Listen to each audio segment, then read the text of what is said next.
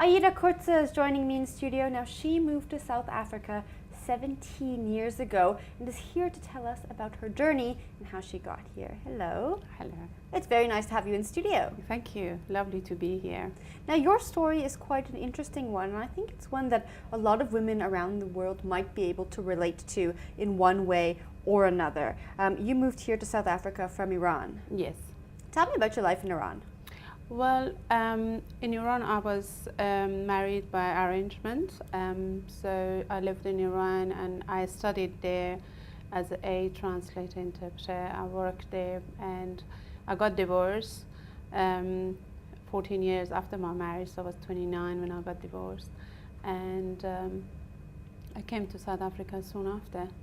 14 years after your marriage, you were 29 years old. Yes. So you were about 15 when you were married. Yes. Did you feel ready to be married? I didn't know any better. I was a child. I always said that I never had teenagehood.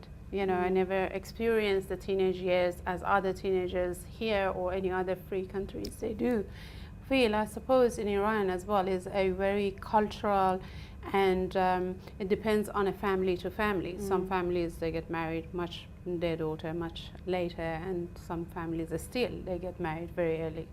Did you want to be married when you were 15?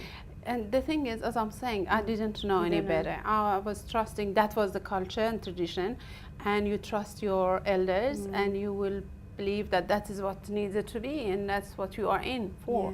So yeah, I didn't know any different. I suppose later on as I grew older, then I realized, okay, hold on a second, this doesn't seem right.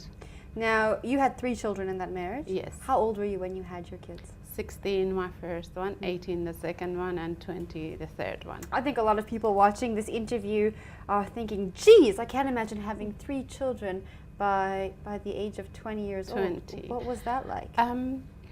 It was fun in a way, and it wasn't in other. I still say to my kids that I was a kid with them. We were playing at times, and I remember once I was playing with my son, my second son, and he fell down and he broke his head. And I took him to hospital, and the doctor was insisting that I need to bring his parents. And I was saying, I'm the mother. He couldn't believe it. He was saying, no, tell me, where is the mother? So I had to show my ID and I say, this is my child, and the doctor was surprised. So it was tough in a way that I didn't have experience and knowledge, and my mother was helping me. But in the other hand, I had fun with my kids. Yeah. Yeah.